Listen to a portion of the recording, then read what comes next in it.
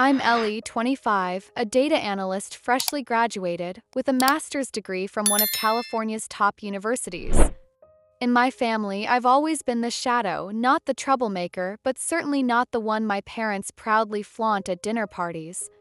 The spotlight belongs to my older brother, Liam, 28, a strikingly charismatic fitness coach in Los Angeles, whose smile alone can make everyone forgive his mistakes. Me? I'm the opposite.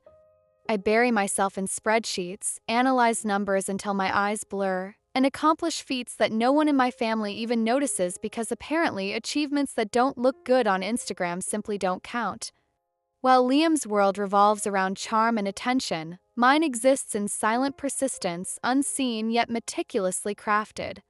It's a world where validation comes in clean datasets, not applause, and where I've quietly learned to measure my worth in metrics rather than in glances. If you're still listening, we want to sincerely thank you for spending your time with us. Truly means a lot. We'd love to know, where in the world are you watching from? Drop your country in the comments and let's see how far this message has reached. If you haven't subscribed to the channel yet, I highly recommend doing it now so you won't miss any of our upcoming stories. These aren't just ordinary stories, they're filled with meaningful life lessons that can inspire, teach, and stay with you long after the video ends. Hit that subscribe button and join our growing community. My master's graduation day should have been a milestone etched into my memory, a culmination of years spent chasing numbers, running projects late into the night, and juggling a part-time job at a Silicon Valley startup to cover tuition when scholarships fell short. I had envisioned that moment countless times, walking across the stage under the blinding auditorium lights, hearing my name announced and feeling my family's applause wash over me in pride. I had reserved front row seats for them, sent plane tickets from Nevada, meticulously planned every detail so that my parents and Liam could witness what I considered the pinnacle of my hard work. But that morning, my phone buzzed with a message in our family chat from my mother. "Sorry, we can't make it today." Something urgent came up. "We'll celebrate later." I stared at the text, my chest tightening, convinced it was a cruel joke. Seconds later, Liam's reply popped up. "We're all going to Aspen for some skiing. Surprise plan, love it." Accompanied by a string of snow-capped mountain emojis from Mom. No apology, no acknowledgement that my graduation, the first master's degree in our family, was happening in just 4 hours. I didn't respond. My throat felt tight, my small San Francisco apartment suddenly claustrophobic. I tried convincing myself it was a misunderstanding, that they'd mixed up the dates. But no, I had sent official invitations, reminded them repeatedly over FaceTime for weeks. They had simply chosen something else, chosen Liam. The ceremony began, the sprawling campus alive with friends and colleagues laughing, snapping photos, clutching bouquets. I smiled through the congratulations, nodded politely, and even laughed at jokes, but my gaze kept drifting to the seats where my family should have been. Empty. Just rows of strangers filling the space I had reserved for them. I told myself it was okay, that the pride should come from walking across the stage, not from the empty chairs. When my name was finally called, I rose, heart pounding in a mix of nervousness and resolve.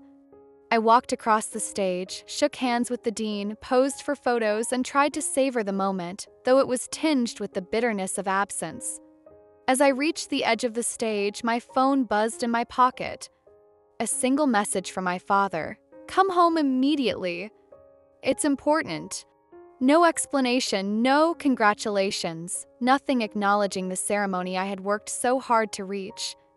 I descended the steps, feeling the weight of 37 missed calls flashing on my screen from my father, mother, and Liam, each accompanied by repetitive messages. "Come now!" I didn't answer. I stood there, diploma in hand, surrounded by cheering peers, my chest cold with dread. Something serious was waiting for me, and it wasn't celebration. Evening came, and I still hadn't changed out of my graduation robe. I returned to my apartment, silent and heavy with frustration. My phone continued its relentless buzzing, 3 more missed calls from my father, 1 from my mother, and a new message flashing on the screen. "Liam needs you." It's urgent. Once again, no inquiries about the ceremony, no recognition of the milestone I had fought tooth and nail to achieve.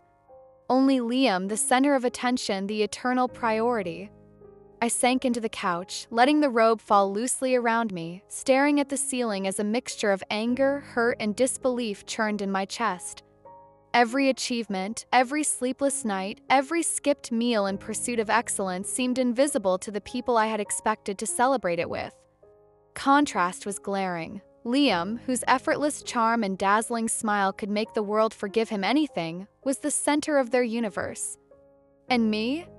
I was an afterthought, a shadow quietly ticking boxes that nobody cared to notice. I tried to remember the months of preparation, the projects that had consumed me, the papers written and coded, the presentations polished until they were flawless. And yet, the memory felt hollow. What was the point of accolades and degrees if they existed only in silence, unacknowledged by the very people whose approval I had longed for? My apartment, usually a sanctuary of solitude, now felt like a cage, enclosing me with the stark realization that recognition in my family wasn't for effort or achievement, it was for charisma, visibility, and spectacle. Hours passed in a haze. I cooked a small dinner I barely touched, scrolling through social media updates of friends and classmates celebrating with their families. Every photograph seemed to mock me, a vivid reminder that milestones meant little without the people you expected to share them with. I thought about calling someone, anyone who might understand, but even my best friend was hours away, caught up in her own graduation festivities. I realized I was truly alone in that moment, surrounded by strangers' joy and my family's absence. The room felt colder as the night deepened. I replayed the morning's texts over and over, trying to parse any shred of rationale, any hint of miscommunication that might explain the inexplicable choice they had made. But it was clear. My parents had chosen Liam over me again, as they always had. The message was unmistakable, echoing patterns I had noticed since childhood. My victories muted, his amplified. My successes quietly acknowledged, his paraded and celebrated. And now, even on the day I had imagined as a pinnacle of pride, the pattern had repeated with brutal clarity. Finally, I slipped the robe from my shoulders, folded it carefully, and placed my diploma on the desk. My hand shook slightly, not with relief, but with a mixture of grief and determination. I realized that my pride couldn't depend on anyone else's recognition. I had fought for every achievement, earned every accolade, and survived every long night of work and self-doubt. That was mine, unshakable and undeniable. And yet, there was Liam, once again pulling focus, once again the important one. The thought knotted in my chest, but alongside the familiar ache, a flicker of resolve sparked. Maybe this was the moment I needed, not just to celebrate a degree, but to finally reckon with my place in my family, to understand that validation from them would always be conditional, partial, and incomplete. Maybe, just maybe, it was time to step into my own light, unshaken by their choices, and define my worth on my own terms. The night lingered, and the apartment remained silent except for the hum of the refrigerator and the occasional buzz of the phone, now inactive as I ignored further attempts. I sat with my diploma, tracing the embossed letters with my fingertips, letting the weight of accomplishments sink in. Alone, unrecognized, overlooked, but not defeated. For the first time in a long while, I felt a quiet, unyielding pride that needed no audience, no applause, no Liam-shaped shadow to validate it. It was bitter, yes, and heartbreaking, yes, but it was mine. And as I finally leaned back and allowed myself to breathe, a single thought crystallized in my mind. I had survived the world's indifference, and more importantly, I had survived my family's favoritism. Tomorrow I would face Liam, face them, face whatever this urgent summons meant, but tonight I could just be Elly, the one who had earned every step across that stage, even if no one else had been there to see it. Ever since I was little, if Liam scraped his knee, the whole family would drop everything to patch him up. If I injured my hand from overworking, my mother's response was a brisk, "Take care of it yourself, I'm busy." Early on, I understood my role in the family, not to be loved or celebrated, but to be useful whenever Liam needed something. I didn't reply immediately to the messages that night. Instead, I opened the refrigerator only to find a single yogurt long past its expiration date. I had been too consumed with my thesis to even stock the fridge. I sat on the edge of the counter, spoon in hand, and memories surfaced, sharp as broken glass. Graduation milestones of mine had always been overshadowed by him. My high school graduation? Liam threw a massive party in Las Vegas, and the whole family spent the weekend talking about his antics rather than my diploma. My first job at a startup? He had crashed a car, and the family's focus was on insurance claims, not my achievements. By 9 o'clock that night, my father called via video. I hesitated but answered, my fingers trembling slightly. "Elly, finally you're answering." His face was tight with tension, framed by a wooden-paneled room with a chandelier that clearly belonged to an Aspen resort. "Liam's in serious trouble. You need to come home tonight." I couldn't hide my irritation. "I'm busy." "It's graduation." My words were clipped, defensive. He didn't acknowledge the ceremony. Instead, he pressed on, as if my interruption was inconsequential. "Liam maxed out his credit card. He owes $4,800. He's counting on you." I froze. "Counting on me? I just found out about this." He spoke as if it were self-evident. "You're good with money. You've worked nonstop, saved a decent amount, right?" Liam wouldn't ask if it weren't serious. I clenched my fists, nails digging into my palms. "So the whole family skips my graduation to go skiing, and now you want me to bail him out?" My father immediately denied it. "It's not a vacation." Yet I could see the resort behind him, the slopes faintly visible through the large windows. Liam's stressed, so the family thought the trip would help him. I hung up, staring at the blank white wall of my apartment, the weight in my chest almost physical. They hadn't just missed my big day, they expected me to sacrifice yet again to rescue Liam, just like always. I thought back to the time he struggled with community college skiing classes and I had to complete his assignments, the evenings I stayed up rewriting essays so he wouldn't fail. When he racked up a bar tab in Reno, I was the one pressed to pay because family sticks together. Sticking together, however, had never included me. A few days later, Liam called. "So, when are you bringing the money over?"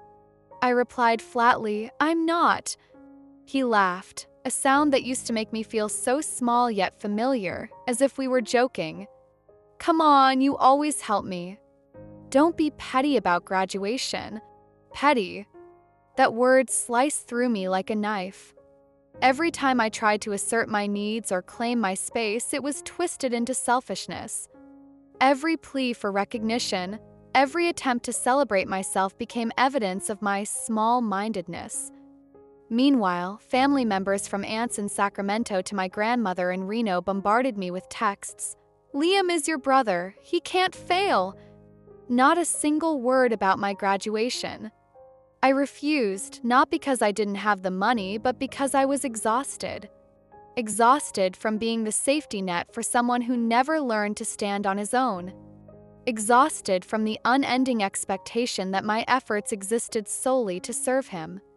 I had spent years quietly carrying the weight of others' choices, often at the cost of my own milestones and self-worth. I remembered, painfully, the nights I stayed awake coding, revising, writing proposals, while Liam's troubles were always more important than my achievements. The subtle, almost invisible ways my family ignored my accomplishments were ingrained, like a recurring motif in the fabric of my life. And yet, each instance, the parties, the celebrations, the trips, the urgent calls, came with the same message. Liam's needs, his crises, his spotlight were the priority. My needs were optional, fleeting, easily dismissed. The irony cut deeper than the money he owed. It wasn't the $4,800 I was angry about. I could have covered that.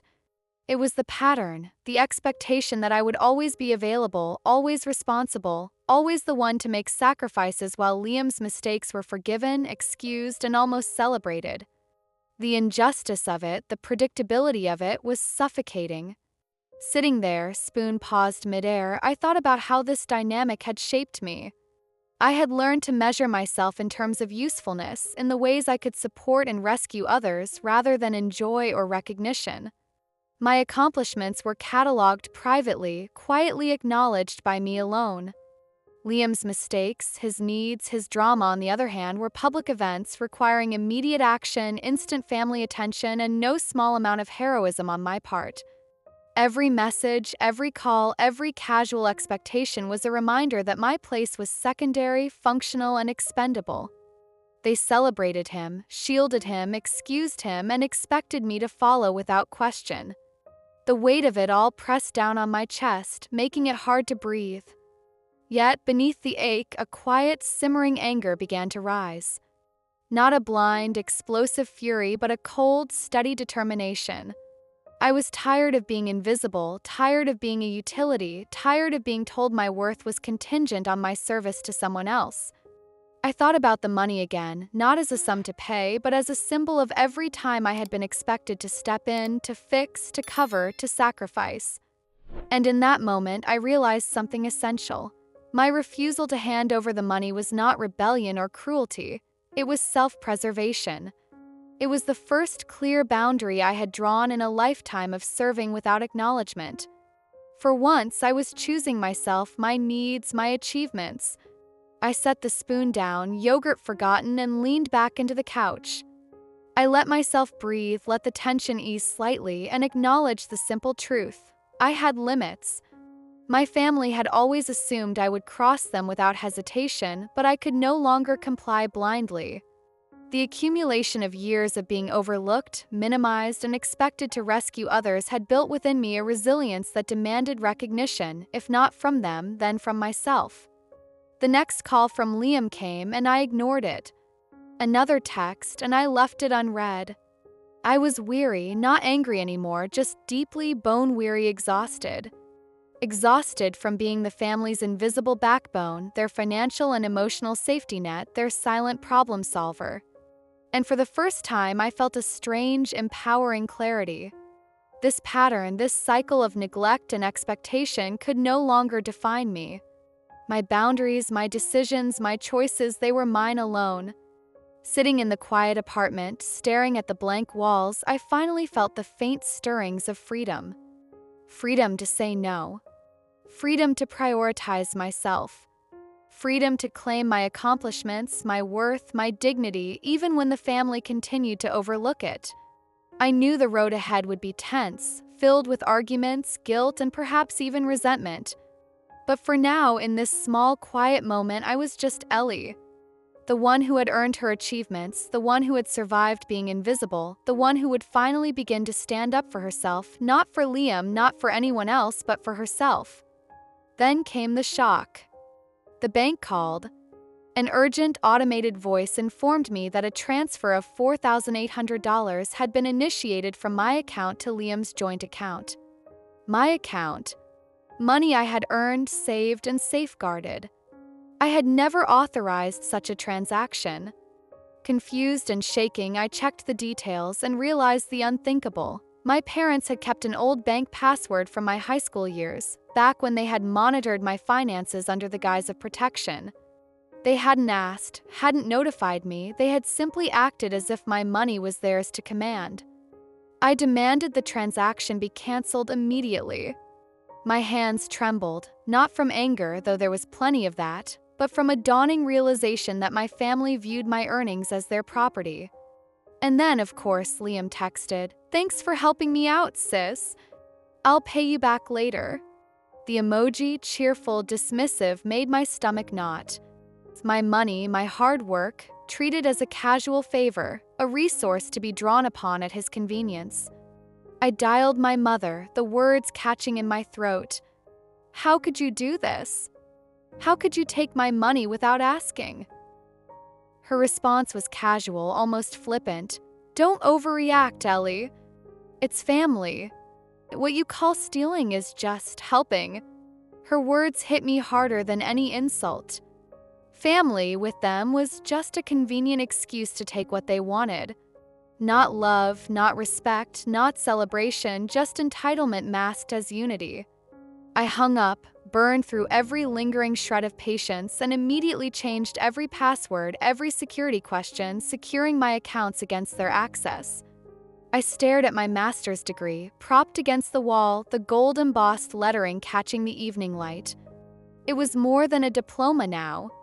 It was proof. Proof that I had built something entirely my own, even under the weight of neglect and dismissal. It was a reminder that my achievements were real, tangible, and, above all, mine. I began to pull back, quietly but deliberately. No family parties in Nevada, no responding to messages unless the number was unfamiliar, usually opportunities from work, networking, or potential collaborations. I started recording every instance. The 37 missed calls, the manipulative texts, the endless patterns of abandonment and coercion. Each entry on my mental ledger reinforced the simple truth. I had survived this environment for too long, but it was finally time to prioritize myself. Work became my refuge. I secured a part-time position at a San Francisco tech company, immersing myself in spreadsheets, reports, and analyses. My efforts did not go unnoticed. Sarah, my manager, openly praised my work in team meetings, highlighting the clarity, depth, and insight of my reports. For the first time, I experienced recognition that wasn't a comparison to Liam, wasn't overshadowed by charm or theatrics, wasn't diminished by familial bias.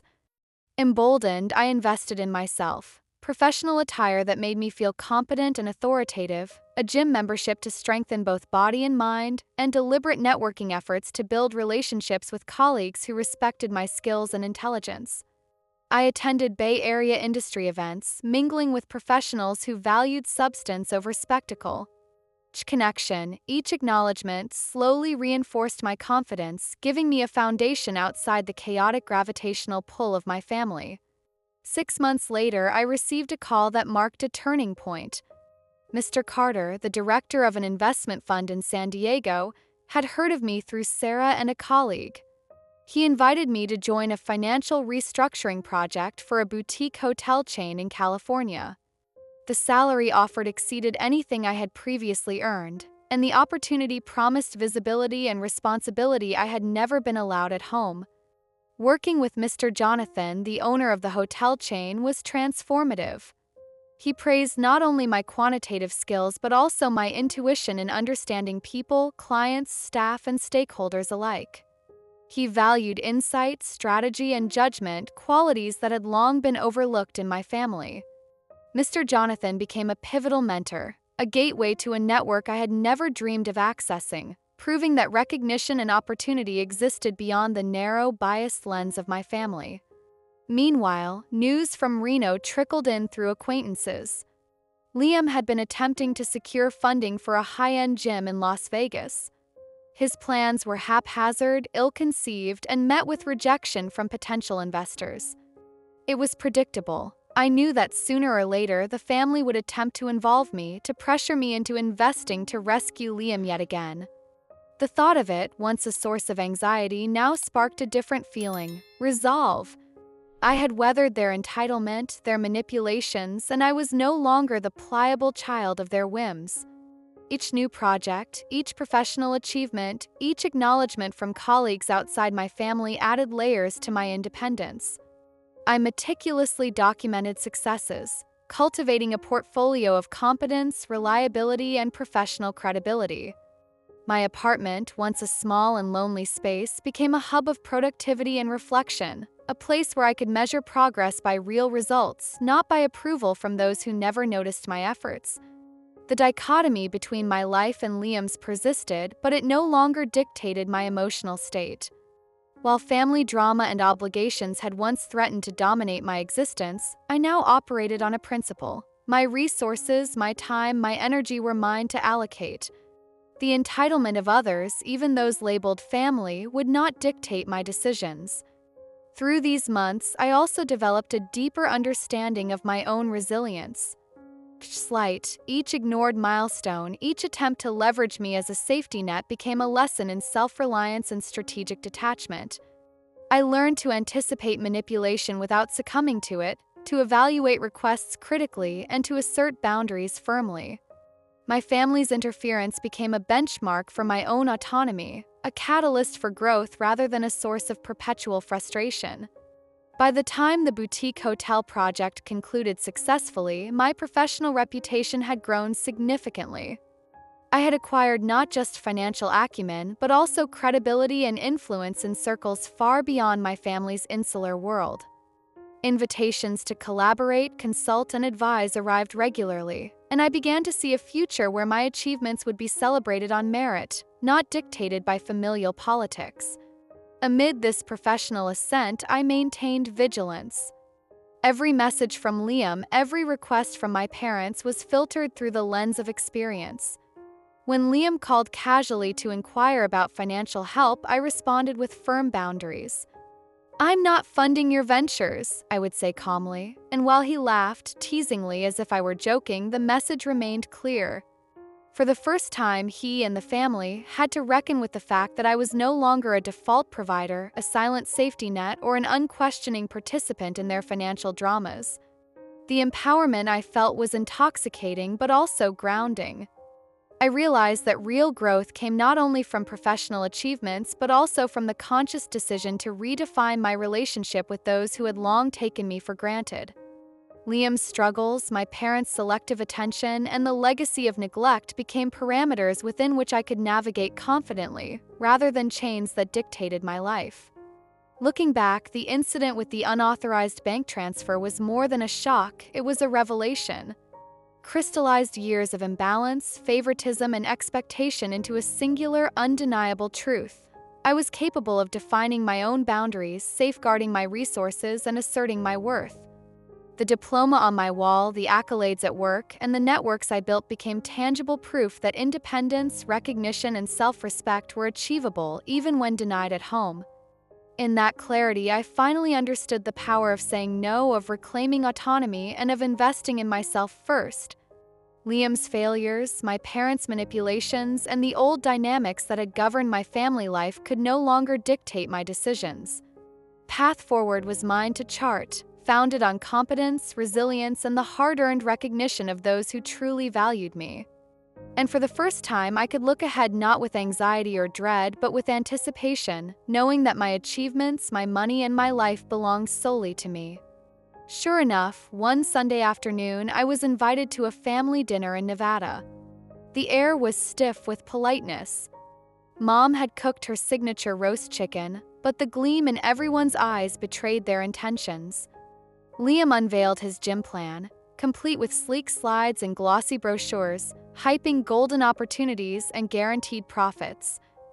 My mother chimed in. "The family wants to keep this opportunity in-house. You could contribute the main capital, $150,000, for a 30% stake."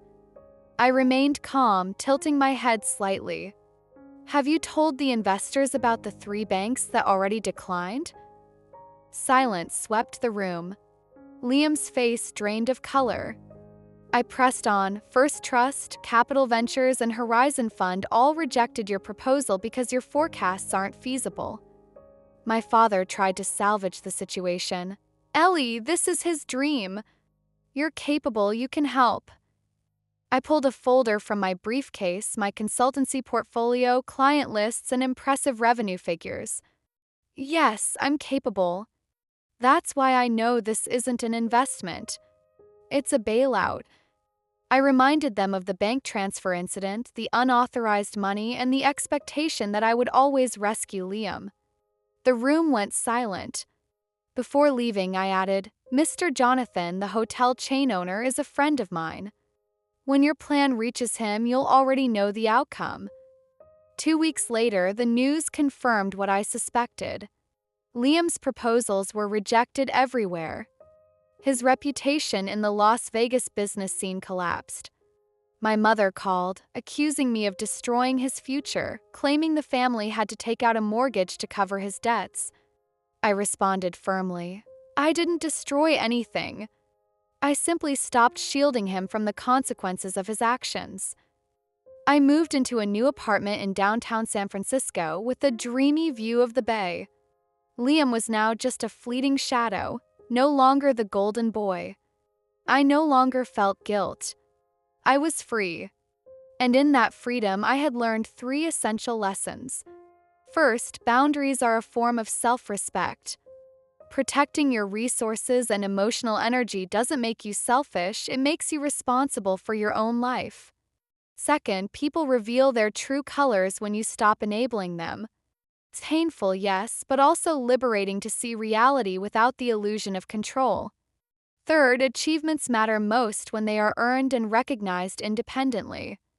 Validation from others, especially those who consistently overlook you, is secondary to the pride you cultivate within yourself. I leaned back in my new apartment, letting the city lights shimmer across the bay. For the first time, my accomplishments, my money, my choices all belonged solely to me. I was no longer a safety net. I was free, and that freedom was priceless. If you found Elly's story inspiring, don't forget to like, share, and subscribe to our channel for more real-life family tales and lessons about self-worth, boundaries, and empowerment.